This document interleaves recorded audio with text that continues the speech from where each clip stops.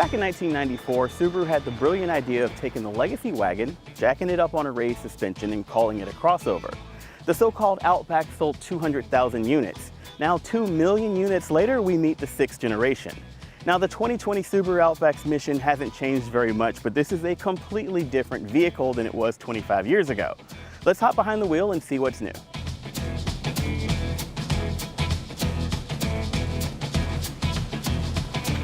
The 2020 Outback is now based on Subaru's global platform, like the rest of the automaker's vehicles like the Ascent and the Forester. Also, like the Forester, Subaru's taken an ain't broke, don't fix it approach to the size of this vehicle, so it hasn't grown very much since the last model year. In fact, the wheelbase is only a fraction of an inch longer. Yet somehow Subaru has also managed to cram a lot more space for people and cargo into this thing, which means it'll be just as easy to park, but you'll be able to carry a whole lot more stuff wherever you go. Something else that hasn't changed, just getting a little bit of a workout today, is the off-road capability. Now, we've still got the same 8.7 inches of ground clearance as we had in the previous generation, and the generous approach and departure angles.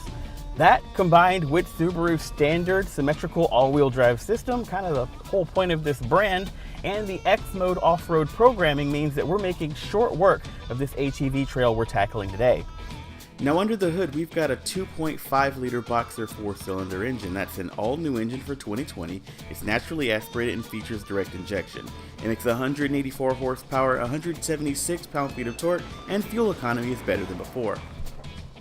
Now, it's going to put that power through a standard continuously variable transmission, which is kind of why the fuel economy is better than before, and that also does a pretty good job of feeling fairly smooth on the road.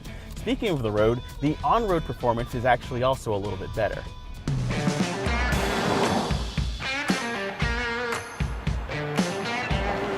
The driver's looking for a little more oomph to consider the other new engine for this generation, a 2.4-liter turbocharged 4-cylinder engine. That's going to replace the old 6-cylinder 3.6 for the previous generation, but it ups the Outback's potency to 260 horsepower and 277 pound-feet of torque, which is a significant upgrade over the base model of this generation. Now, the move to the new platform means that the 2020 Outback has a much stiffer chassis, and that means that the suspension can operate more precisely. And more precisely, it does. It feels a lot more controlled, mostly due to the new double wishbone setup that we've got up front that aids in control over bumps and helps the car feel a little bit stickier when you're in the corners. There's also a general improvement in refinement and reduction in noise overall, which makes it a lot easier to live with this generation of the Outback.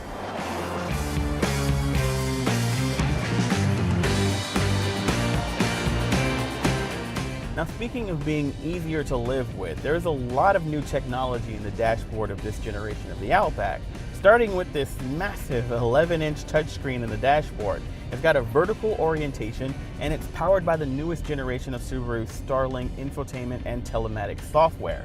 Now, it uses TomTom maps for navigation, so if you go into the map, you see a massive vertical map that shows you a nice view down the road. But if you don't like that, Android Auto and Apple CarPlay are standard, so you can just plug into USB and bring your own maps and apps along the way. Now, another cool feature is that this does feature Subaru's new driver focus system, an infrared set of cameras on the dashboard that watch the driver's face to make sure that I'm not drowsy or distracted. As a nice bonus for keeping an eye on me, it also powers a driver facial recognition system that allows me to do things like store my seating positions and favorite presets, and when I get in the car, it'll automatically recognize me and differentiate me from anybody else who will be driving. Now, we've also got camera-based technology pointing outside of the car in the form of the Subaru EyeSight driver aid system. Now, those two cameras looking forward are watching the road, and they're going to power driver aid features like adaptive cruise control, which now works all the way down to stop and go traffic, and a lane centering steering assist that we're not really using today because I kind of want to enjoy this nice bit of twisty road. Now, the thing that I like about this Outback is kind of the same thing that I like about the 2019 Forester, and that's that Subaru took a very close look at the DNA of that vehicle, the things that people already really liked about it, and they didn't change those things. They just made them a little bit better for this new generation and made the vehicle a lot easier to live with smart applications of technology. But this is still just the first drive, and we got to put a lot more miles on this bad boy before I can decide whether I'm truly in love with it or not. You can check our full review on theroadshow.com. It should be live now. Head on over there to find out what I think. Of course, one of the main reasons the Outback is Subaru's best-selling model is its outstanding value, and that hasn't changed very much for 2020. It still starts at around $27,000 and tops out at around $40K.